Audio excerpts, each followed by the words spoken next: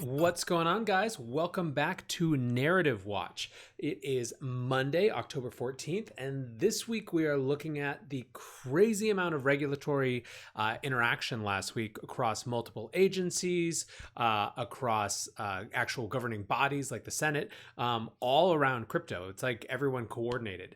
And so let's actually start with the SEC, who kind of bookended the week with action at the beginning and then major action at the end, as we'll see.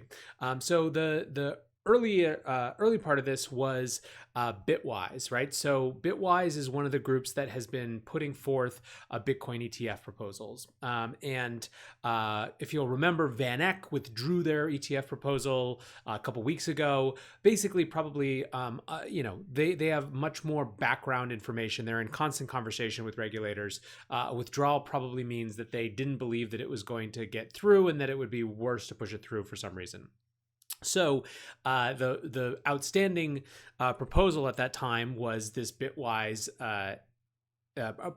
proposal that was floating around, and basically the SEC hit it down pretty hard, right? So you can see here, Bitwise is saying that the SEC issued a 112-page order disapproving the filing for the Bitcoin ETF trust. Though disapprove doesn't seem positive, this is a productive step in the journey towards a regulated crypto product. So exchange traded product. So basically, they then go on to talk about why they didn't withdraw it. So Jake Chervinsky, one of the crypto Twitter legal core, had a couple things to say. First, he thought that this outcome wasn't surprising, right? If you've been watching the SEC actions, it doesn't seem like this was going to happen, right? Chances seem pretty low. He did say that he said this excruciatingly detailed was his words to describe the 112 page order. And he says it reads like a damning indictment of Bitcoin's market structure. Now, others, you can see Nomad down here says, reading the comment sent, there's only a single person out of 40 write-ins. The rest read like crypto Twitter whining on both sides of the argument. I think the only way something is going to pass at this rate is if somebody believes enough to sue. Frank from the block says, damning, yes, but amazing they are giving the space this level of brain space. So saying that, the fact that they have 112 pages to pull up is still potentially positive. But where Jake really lands on this is he says, at this point, it's reasonable to assume that Jay Clayton's SEC will never approve a Bitcoin ETF. His term ends on June 5th, 2021, but could go another 18 months. Usually we'd see new ETF proposals filed immediately after rejection, but it might be time to take a year off. And then he goes on and he says, to get ETF approval anytime soon, the SEC would have to change its views on how sponsors can satisfy the Exchange Act. Chairman Clayton supports the current view that Bitcoin is susceptible to manipulation and surveillance sharing agreements with regulated markets are required. So basically the idea here is that there seems to be a fundamental belief that the markets are too susceptible to manipulation. And so that's kind of a big deal. So that's where we started the week, right? SEC, maybe not surprisingly, but still robustly denying the latest ETF proposal. Then we got kind of a surprise. You can see here Neeraj from Coin Center, IRS cryptocurrency guidance. And basically, this is the first time that we've gotten guidance from the IRS around tax and crypto policy for like 5 years, since 2014. The quote that Neeraj grabbed is, quote, if a hard fork is followed by an airdrop and you receive new cryptocurrency, you'll have taxable income in the taxable year you receive that cryptocurrency. So this is what the real point of debate and contention is around this guidance, is that it seems to be indicating that if you receive tokens in an airdrop from a fork, right? So when Bitcoin Cash forks Bitcoin, you have a tax liability for those tokens, whether you wanted them or not, whether you approved them or not. Now, obviously, this has a lot of people kind of freaking out, right? So you have Marco Santori from Blockchain did one of his threads on this. And he points out, he says, I'm not a tax lawyer, but I do think it's patently unfair to force individuals to liquidate hard to liquidate coins just to pay taxes on income. They never had control over receiving, and it's probably not worth that much anyways. But the real question is this one. have I exercised dominion and control, right? This is the phrase. I think someone else that I don't have the tweet pulled up, but someone else made the joke that this idea, people were all Googling dominion and control, because that is what it comes down to. Coin Center, in their kind of formal write-up of this, said that new IRS guidance is like, quote, owing income tax when someone buries a gold bar on your property and doesn't tell you about it. And there were a few others. Jameson Lopp also came out hard against this. This IRS guidance is a hot mess. What if you have keys but no software from which to spend the asset? What if you never sell or transfer the asset and it drops 90% in value? What's the value if the asset isn't even trading at the time of the fork? So, the people who were less suspicious, less skeptical, basically said, like, unless this shows up in your Coinbase account, that you can immediately sell it, you're not going to have that liability. But I still think that it creates this very weird dynamic, right? And take the BSV or Bitcoin Cash that shows up in your Coinbase account. Like, well, one, you have to know to go look for it. Two, by the time that you realize, let's say you're on vacation for 2 weeks in this market, the value of the asset could have gone down 50% in that time, especially for kind of like one of these forks that has a bunch of hype going into it, but is really almost a pump and dump type of thing. Are you going to owe on the liability of when it hits your account? Like, there's a really interesting and challenging set of issues, and this seems to me to just further complicate things. If nothing else, it certainly demonstrates just what what set of fundamental questions remain in terms of just what the hell crypto assets are. It's very clear from last week's action that still absolutely nobody has any goddamn idea what tokens actually are from a regulatory standpoint and how to do things with them. But it wasn't just these the regulatory bodies that got up in crypto's business. It was also the actual Senate itself. So the beginning of the week, obviously, we've been talking a lot about Libra and the implications of Libra, and in particular the questions that Libra brings up for governments, and the US government in particular, about one, what's the future of digital money, and two, what's the future of the digital global reserve currency? What's the US dollar's role in that? How does it preserve that? And so it's no secret that the US has been relatively hostile to Libra. And it's, to some extent, that's been for multiple reasons, right? That's been about Zuckerberg in particular, and kind of the unfinished business that I think the US government feels like it has with Facebook. But it's also about the question and the fundamental potential to undermine the US dollar as a global reserve currency. So last week we saw a really kind of intense and threatening letter, in a way, from two senators, from Sherrod Brown, who's from Ohio, and Brian Schatz from Hawaii, both of whom were some of the most outspokenly kind of down on Libra when David Marcus testified before them. And there's two notable kind of parts of this. One is they're very much using the criminal element, save the children kind of argument, right? So you can see down here, the risks are not hypothetical. The New York Times recently reported a proliferation of online child sexual abuse due in large part to tech platforms like Facebook. In fact, 12 million of the 18.4 million reports of child sexual abuse photos and videos around the world last year were attributed to Facebook Messenger. It is chilling to think what could happen if Facebook combines encrypted messaging with embedded anonymous global payments via Libra. So there's a whole lot going on here that is way beyond the scope of this, but suffice it to say, the narrative that they're going with is the crime narrative, which has always been there waiting for crypto. It's always been the biggest thing that crypto has to deal with. Like energy usage and all those things, forget it. At the end of the day, when it comes to regulators, the biggest fight is about the idea of this as enabling crime, right? And they're even talking about encryption, right? There's a whole separate battle going on around whether Facebook is going to be able to actually do end-to-end encryption, or whether that creates too many barriers for law enforcement. The current Attorney General, William Barr, is pushing them aggressively hard. So Facebook has all these things going on just as it relates to that. So that was the one of the two notable things. The second is this sentence over here. Facebook is attempting to accomplish that objective by shifting the risks and need to design new compliance regimes onto regulated members of the Libra Association, like your companies. And here's the money quote.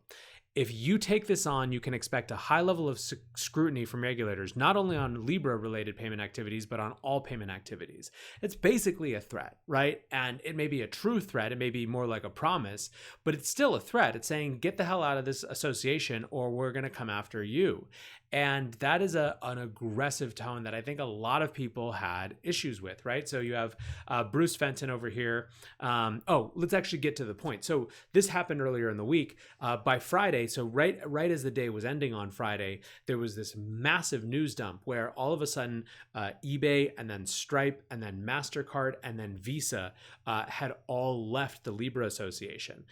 So it worked. Basically, the threat worked, right? And so that letter that we were just reading was sent to three of those people: Stripe, Visa, and MasterCard. And of course they're going to leave. Like, do you want that if you're just running a normal business? Like, Stripe isn't sure exactly what the hell Libra is going to do for it. Visa and MasterCard certainly aren't sure. In some ways, you got to think Libra is just a hedge for them. And so when two senators, including a very high-ranking senator in Sherrod Brown, are coming after them and saying, we're going to go after you more for this, they're going to say, right, piss off, Zuckerberg. Sorry, bro, don't care.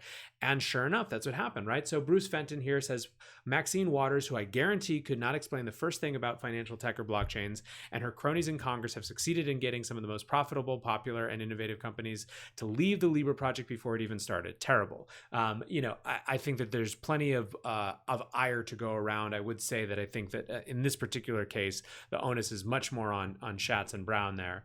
Then I also really liked this thread from Collins Belton over here, who's an attorney at Atrium. And he says, so as many predicted, looks like Libra is all but DOA unless David Marcus and Facebook pull off a minor miracle. I'm going to say something that will probably get me shunned by some. I think this should upset a lot of people, not because the result isn't great for crypto, but because the manner in which governments achieve this. I've been struggling to articulate just why I got this sinking feeling seeing this play out, but weirdly seeing other shadow government action curtailing innovation globally more recently has helped crystallize things with me. And basically he goes on to describe how this pressure, this way that the government can assert itself vis-a-vis new technology innovation, it just leaves this weird feeling, right? This weird frustration. And I think, the concern that he comes down to is over here. Basically, democracies are meant to stymie arbitrary and capricious treatment, not encourage it. And I think that the worry here is, like, doesn't this just happen to Bitcoin at some point too, if it ever should become such a threat? This is kind of exactly the point that Sabo is making. So Nick Sabo commented on David Marcus's thread, and he says, you might want to ask yourself why the pressure has been so intense and read some history that Bitcoin pioneers were aware of. For example, the failure of eGold. Your failure to learn from history has caused you to, at great cost, recapitulate the failures from the past. And Marcus basically says, like, listen, I had a lot of appreciation for Satoshi and Bitcoin before, but I have to say that appreciation is growing. It still is this crazy singular moment, right, of such a powerful thing in what Bitcoin has become, not having a founder and a central point of failure in a founder, and not even having an organization. That's what makes it such a different phenomenon. And so that was, I think for a lot of people, that was what was reinforced last week. But there's still, even though it was like Friday at 4:50 at this point, things weren't done. So Haley Lennon earlier in the week had said, why can WeChat and Telegram have cryptocurrency but Facebook can't? This is coming after the letter, before all this, the actual members left. And then she followed that up because at basically Friday at like 4:55 Eastern time, she says, wow, the SEC answered they can't. SEC to halt Telegram's $1.7 billion token offering.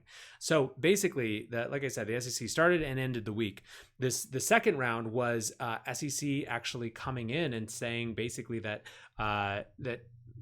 the Telegram's offering was an unregistered digital token offering. It has filed an emergency action, obtained temporary restraining order against 2 offshore entities, and it's doing this before those tokens get distributed, right? So they were supposed to be distributed at the end of the month. That's why it was. The action happened now, why it was an emergency action. So there's tons of ramifications for this. Again, a little bit beyond the scope of this because we're kind of just looking at the full overview. But the one thing that's worth noting is, so Brian Fabian Crane, he said, I don't get this. Didn't Telegram sell using a SAFT-like thing under Reg D exemption to accredited investors only? Any thoughts? And he tagged in a bunch of people. And realistically, this is a brutal moment for the idea of SAFs, the Safe Agreement for Future Tokens, which is kind of the framework that was set up to hopefully allow people to do these kind of token securities offerings without them being securities offerings. This seems to be a rejection of that on some level. So I would say it's worth going through and reading more about this. But to the extent that we are wondering what the SEC thinks about even compliant token sales that are through this new version of compliance, which is kind of self-invented, i.e. the SAFT, it seems not to be really a thing. So through all this, obviously a lot of kind of aggressive action against crypto. There was one positive note from a regulatory body, which was that the CFTC, Heath Tarbert, the CFTC chair, in an interview at a conference, he basically said that the CFTC considers ETH a commodity, that ETH, they anticipate futures products soon. So you can see Ryan Adams coming in, but so what does this actually mean? This means that it's kind of reinforcing what we heard last year from the SEC, that maybe Ethereum or Ether was a security when it was being sold, but that they didn't think it was a security now, right? That it no longer constituted a security. And that creates lots and lots of more space for it to operate, right? For people to build derivative products and things around that. And so Ethereum is kind of being granted that status in the view of the CFTC, as of last week. Now, I will say, so I think there's obvious positives there. I will say that, as many folks pointed out, that doesn't mean that you can just launch another Ethereum now, right? And we keep coming back to this idea that tokens may be a security at the time of sale, that a token sale is a securities offering, even if they become not securities later. And that kind of creates a damned if you do, damned if you don't thing, where people just can't go out and sell tokens anymore, because it's pretty clear that basically all of those offerings are considered by the SEC to be securities offerings, even if the SEC doesn't consider them securities later on. And so it's kind of there's this challenge where basically it may be that from a regulatory standpoint, only thing that have existed for a sufficiently long time and whose kind of token distributions were sufficiently far in the past are kosher. So that's kind of what Preston is saying here. He says the CFTC chair declared Ethereum a commodity today, all but driving a stake through the heart of Bitcoiners who had hoped it would be declared a security. Here's why lawyers shouldn't advise their clients to go out and launch Ethereum 2.0. Lots of stuff this week, right? Huge amount of action. It's clear that crypto is on the agenda. It is clear that crypto is a big part of the conversation. It's clear that crypto still has a long way to go before most people at these agencies, in these bodies, are ready to accept it into the system. For some, that's going to mean a lot more patience, a lot more continuing to work with regulators. For others, it's going to be a reaffirmation of assets like Bitcoin that really function entirely outside of the normal system. Either way, always fascinating to watch. Certainly deserving of one of these narrative watch slots to just see just how much is happening right now. And thanks, guys, for hanging out. I'll be back tomorrow with Crypto Daily 3 at 3 as every weekday, and I will see you then. Peace.